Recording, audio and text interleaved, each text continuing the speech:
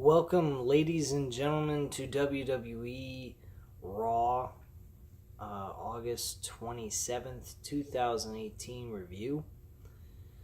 I gotta say, guys, some of you may not agree with my opinion on this, but even though Roman Reigns is being portrayed as a face, the way they're portraying Braun Strowman at the end of tonight as a heel was spot on. And the reason why, not because I'm happy that Roman Reigns is still a face, because I still believe Roman Reigns belongs as a heel, but who they aligned him with, who they aligned Braun Strowman with. They aligned him with Dolph Ziggler and Drew McIntyre. Two guys that have not been going nowhere of late. Honestly, as fucked up as this is going to sound, I honestly think that Braun Strowman should be the new Universal Champion at Hell in a Cell, which was announced earlier tonight during their opening promo segment to help build towards Hell in a Cell pay-per-view itself. So the main event tonight was actually Braun Strowman, Roman Reigns tag team against Dolph Ziggler and Drew McIntyre.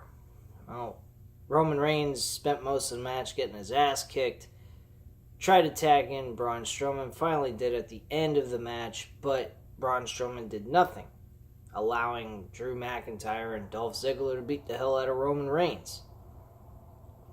At that point, we acknowledged that Braun Strowman became a heel once again. Do I see him technically as a heel per se? Not exactly. The only reason why he is really being looked at as a heel at this point is because of Drew McIntyre and Dolph Ziggler. Because on television they are portrayed as heels. So aligning him with them is a smart idea. One, he's a top-notch star, helping Drew McIntyre and Dolph Ziggler get somewhere somewhat and enhance their careers as in-ring performers. But the match of the night was actually Seth Rollins and Kevin Owens. I actually was hoping for Kevin Owens to win the the Intercontinental Championship from Seth Rollins. This match was back and forth, had multiple commercial breaks, which I'm very sick and tired of seeing. But great match overall. Should have been the fucking main event, but based on what they did at the end of the show, I can understand why. Just to get into some of the bullshit matches, the Revival won against the B team. Why they won and then didn't win the tag team titles is beyond me, but whatever. Natalya, she had a win over Alicia Fox. Before this, it was Trish Stratus coming out, interrupting Elias, and having Alexa Bliss come out and interrupting Trish Stratus and Natalya and Ronda Rousey. That segment was pretty entertaining. Trish Stratus still looks good looking as hell. And they, doing another hype up again, announcing the women's evolution match. Like, we don't already know this is happening. Maybe if you stop announcing it so many times every fucking week and of every chance you get, it wouldn't be so annoying to hear you advertise the damn event. Maybe after the Hell in a Cell pay-per-view, you could start advertising it. But, my God, man, this shit is just getting overbearing with reporting the Women's Evolution matchup. And Triple H and Undertaker, on the hand, are becoming a little bit annoying, but not so much because of the fact that, one, this Australia Super Show is happening on October 6th. The Women's Evolution pay-per-view is happening on October 28th. So, give or take, I mean, Super Show comes before the Evolution show, so, you know, come on, give it a break, huh? Let me see here. So, yeah,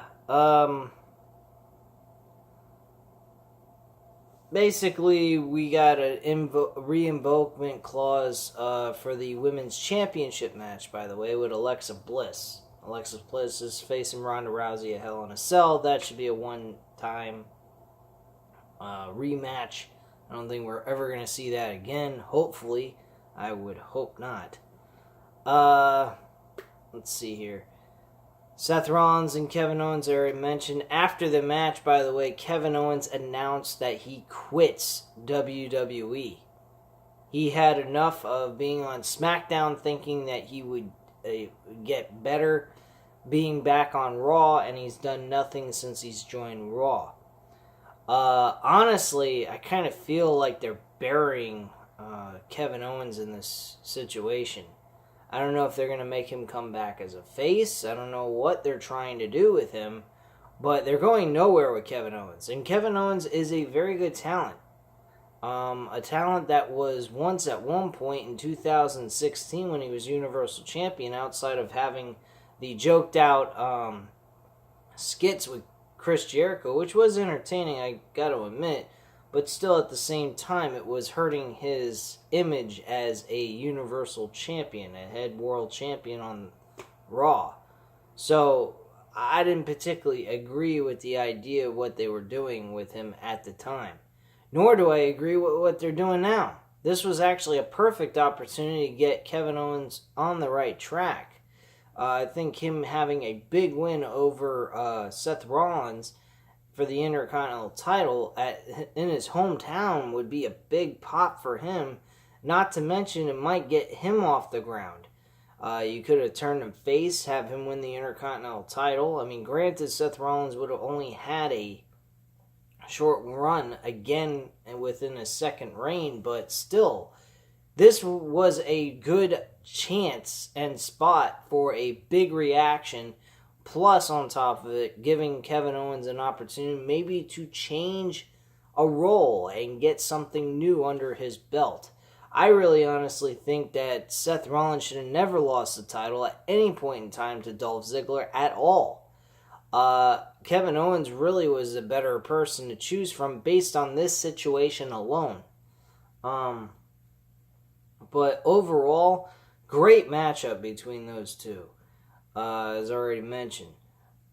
Baron Corbin and Finn Balor, again, having a match. Why? Who the fuck knows? Who really cares? This match was a piece of shit, and it went on for almost 20 minutes, having 2 breaks within the match. And on top of it, the match was changed right in mid-stride. So basically what we got was a no disqualification match, so Baron Corbin can use a chair and beat the hell out of Finn Balor to get a win.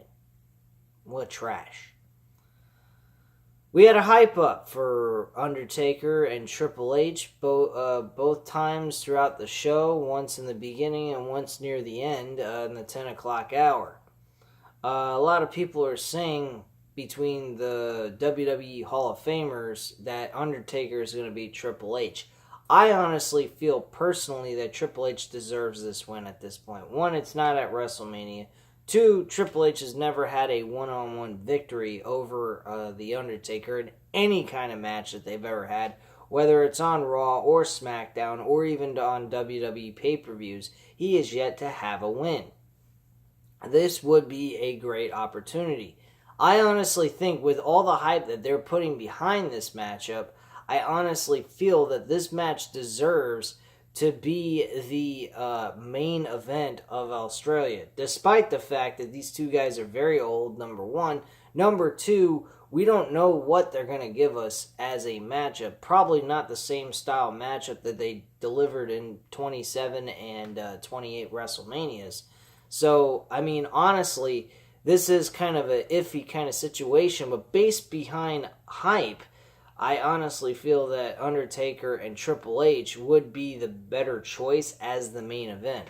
Having Roman Reigns and the rest of the Shield as the main event in a 6-man tag team match against some other group would be just a waste of a main event for such a big show like this. So, yeah, me truly, I give the nod to Triple H and Undertaker as the main event, unless they come up with a world title match that will blow people's rocks off, or socks off, I should say. What else did happen on this show? Sasha Banks, she had a match with Dana Brooke. That match was nothing. Who gives a shit? Revival, I already mentioned. Seth Rollins and Kevin Owens mentioned that off the top of my head. Bobby Lashley had a matchup with the Ascension. Beat them in a squash match. I don't know what the fuck they're doing with Bobby Lashley. He is such a waste of talent right now. I don't know why they brought him on the WWE to just dwindle in complete, utter joke and mediocrity. He was a big name in Impact Wrestling. Now, granted, Impact Wrestling is not exactly the biggest wrestling company or even competitive to WWE, but granted, he was their main attraction on that show. He was the main brand. He was the measuring stick. And for him to be brought on to WWE and just be treated the way he's being treated, especially with the smiling garbage and all this other crap with these lame, lighthearted storyline and on top of it, character that he's playing, it's just downright devaluing who Bobby Lashley is and his name in itself. All he is now is just a big buffed up guy who looks intimidating, but other than that, he ain't got nothing going for him. He's got no momentum, he has nobody getting interested in him. He's coming out to crickets, he ain't getting that much of a crowd reaction at all, maybe a couple of cheers here and there, but nothing major. Roman Reigns is getting more boos than Bobby Lashley gets cheers or any kind of reaction, actually. So, Bobby Lashley is getting treated like complete dog shit. Kevin Owens is being treated like dog shit. He's being buried like nobody's business.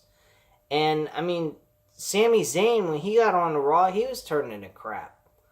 Kevin Owens and Sami Zayn had a really great gimmick going. They could have been tag team champions or something at some point, and then along the way just become world champions, one of the two, leading to the other one competing for the title. But what they're doing right now with everybody is just downright degrading. Raw has got they have the potential of being a good show, but they just really don't execute it in the right way. Bobby Lashley is a guy that they really should be pushing. They didn't.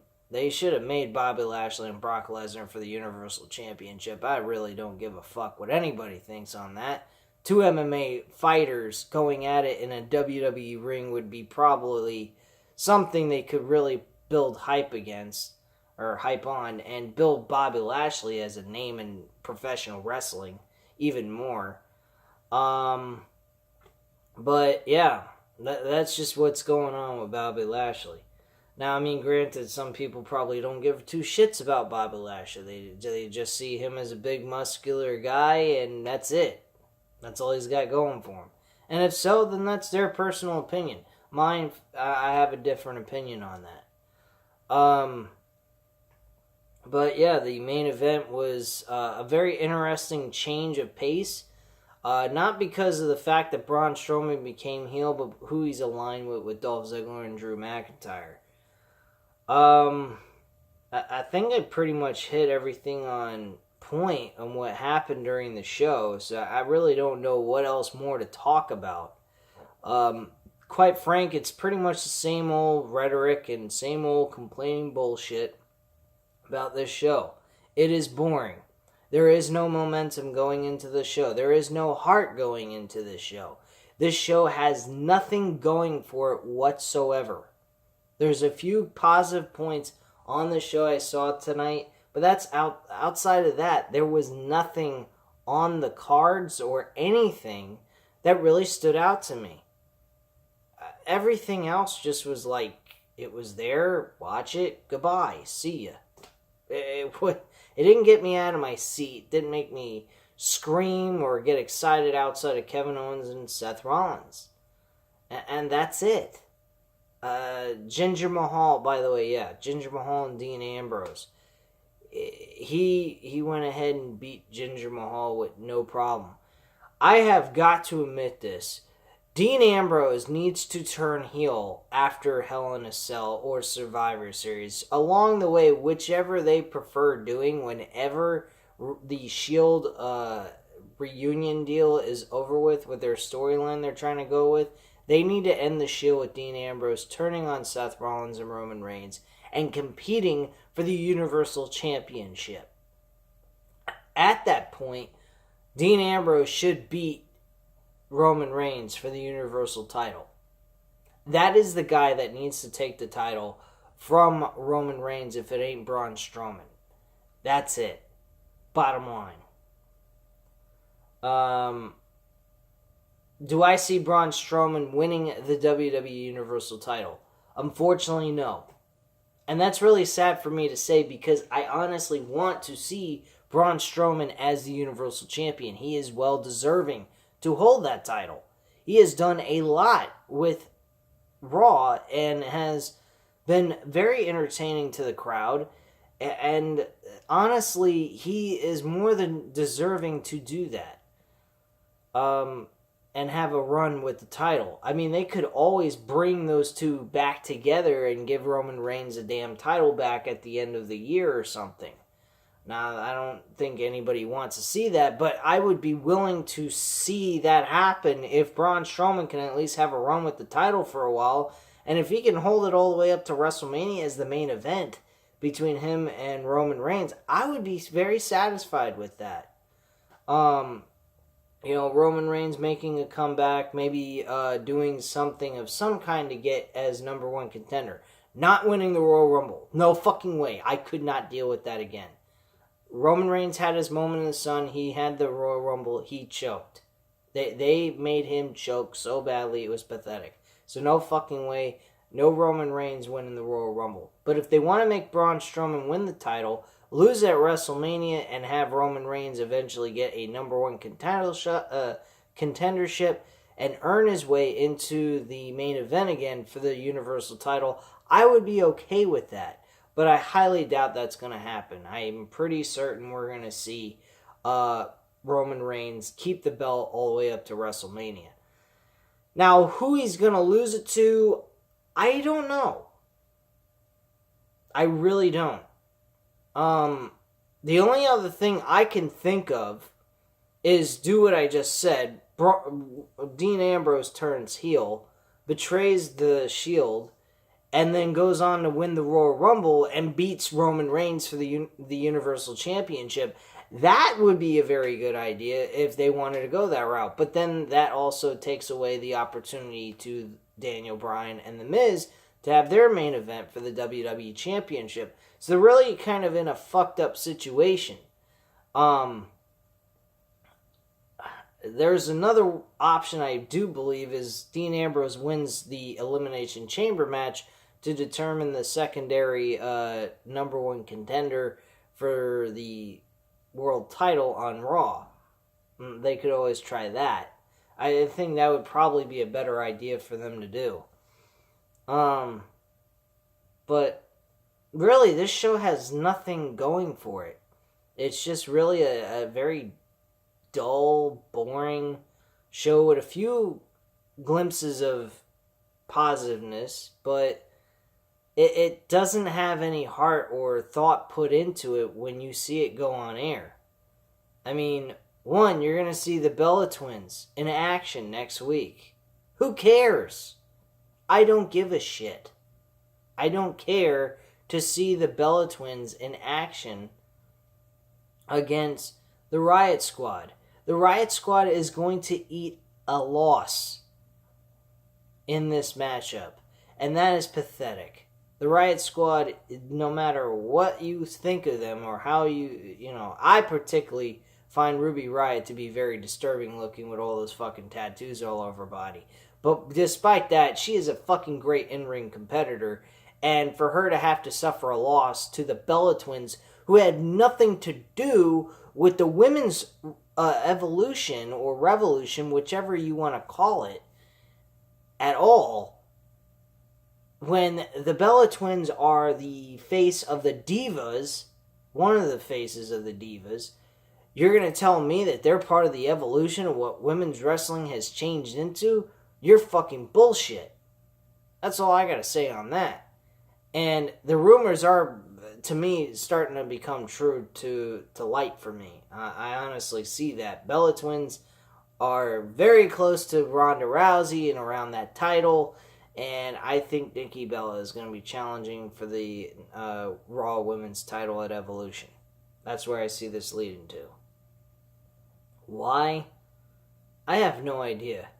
Natalya and Ronda Rousey deserve to have this matchup. I mean, if you're not going to make Becky Lynch and Charlotte the main event for the SmackDown Women's Championship at Evolution, which I believe that match should happen, it better fucking happen, because that match is a damn good one. They've had a series of good matches when Charlotte was a heel, and now them switching it up, I don't see it being any different. So, quite frank with you guys, Nikki Bella versus Ronda Rousey is a complete and utter joke.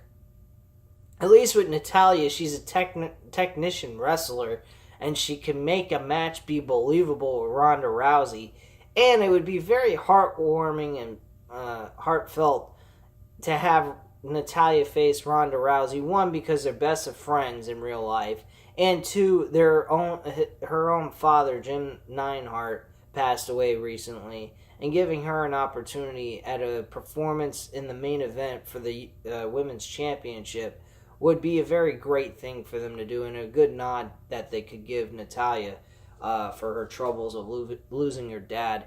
Not to mention, she's earned it. She's been on a winning streak. She's been beating female wrestlers left and right. Hasn't had any real big-time losses or anything like that. So, honestly, Natalya really is deserving of a number one contendership.